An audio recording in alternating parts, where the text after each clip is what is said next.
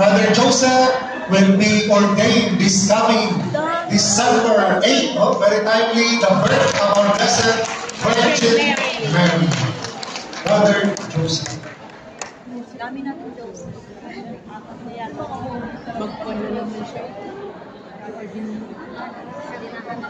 in amusement. I wear what it is.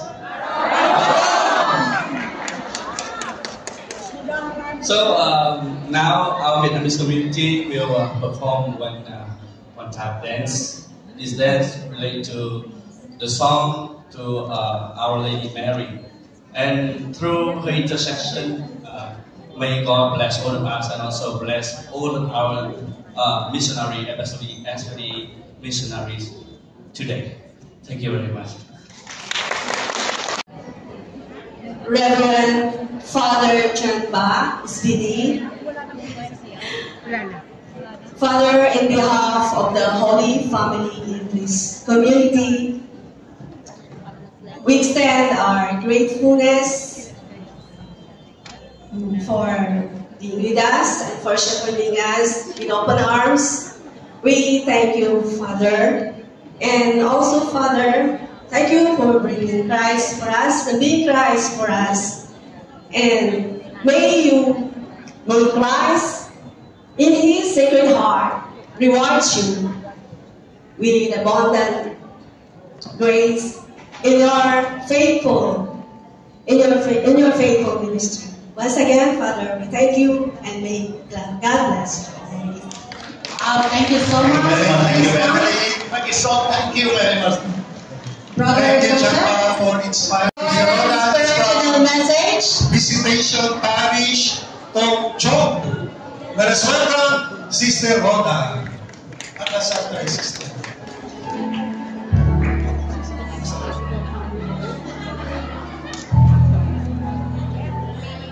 Good afternoon to all of us, and happy SPD Day for today.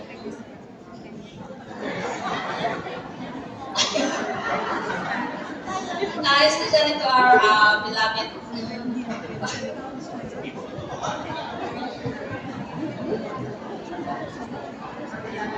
Father RJ.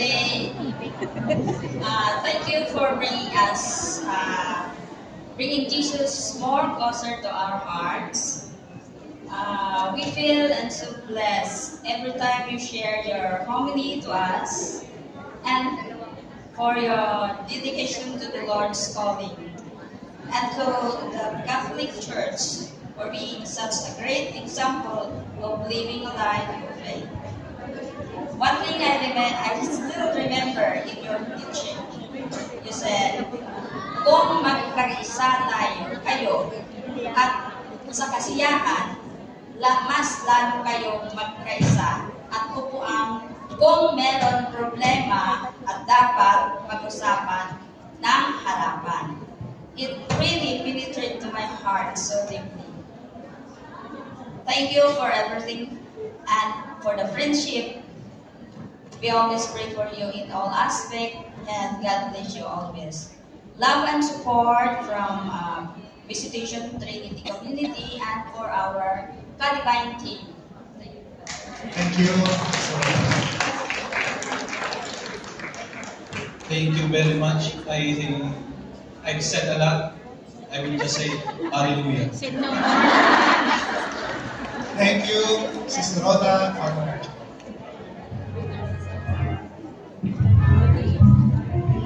Thank you so much, Father RJ. Yeah, can you please exit in the middle? Thank you. And Father JL Jones.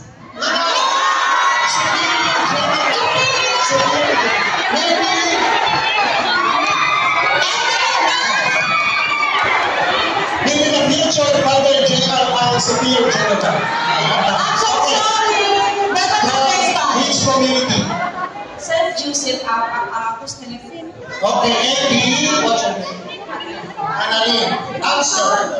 Johnson too. Johnson Dos. Our future superior general. Superior, you can go good. You can go good. SPD, superior general. You certainly you can do that. Okay. You can do that. Our deputy retain. Okay, superior general crew from Indonesia.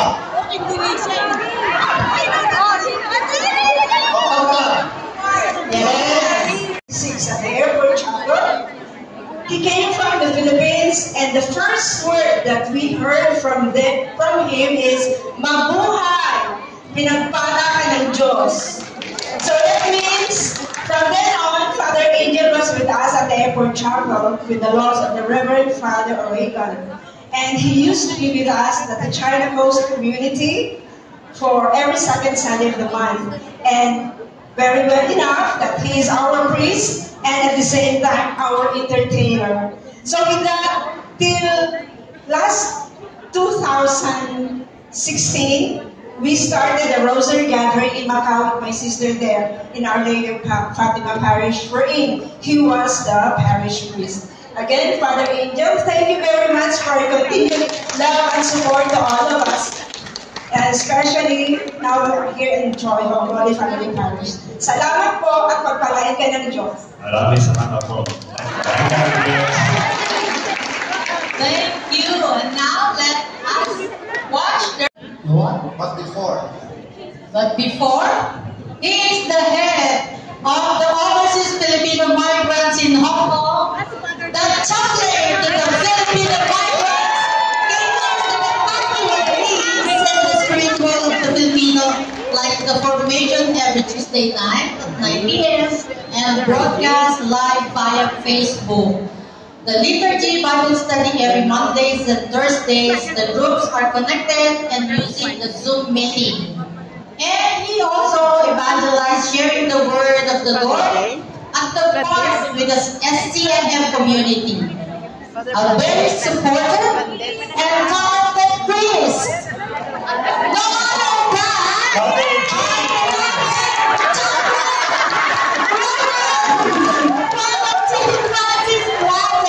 But before that, let me call on Sister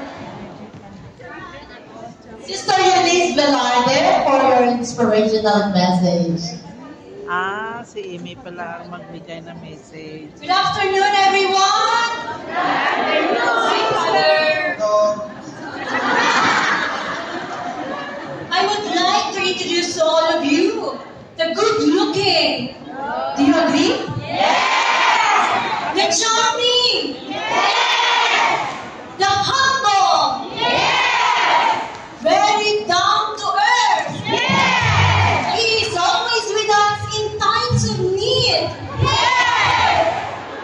Father, this is my honor and privilege to say thank you for everything that you have done to our communities, to all the churches in Hong Kong. Thank you, Father, for all your efforts, for all your sacrifices to each and every one of us, not only for Filipinos, but to all of us. Thank you so much, Father. My dear brothers and sisters, the head of the chaplaincy for the Filipino migrants in Hong Kong, no other than Chaplain Reverend Father J. Francis Blanco. Thank you. okay, thank you for your prayers and support. Picture.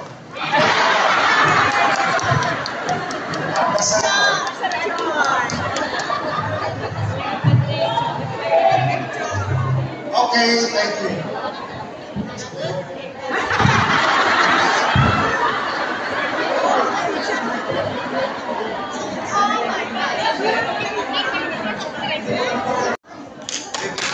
St. Joseph Church. Maybe for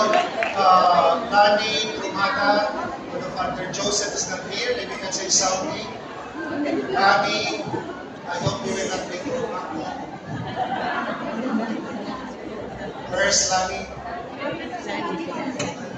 Lani is also one of the Kadivine member. Here, Lani.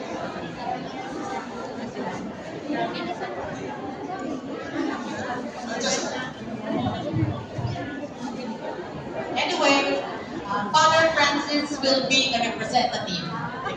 Yes, Father J. Father Franz. Father Chase. May I call on Sister Veronica to come here?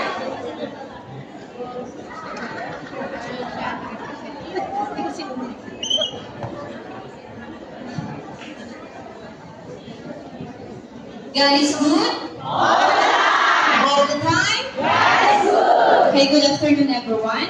On behalf of the St. Joseph community, we would like to say thank you, Sister Veronica, for coming to our church and one of the family now. So we hope and pray that you guide us to every community and you build us a good spiritual life to every individual in our parish. So thank you, Sister, and we hope that we bind as one and the good Lord will guide to each of one, especially to all the community of the parish. Thank you. Thank you, Sister Veronica.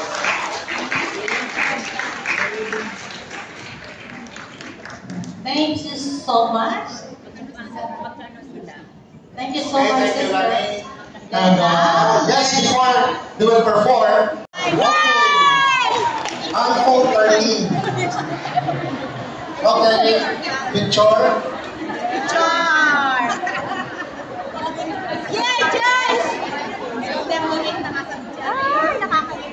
Okay, now let us welcome the apostles.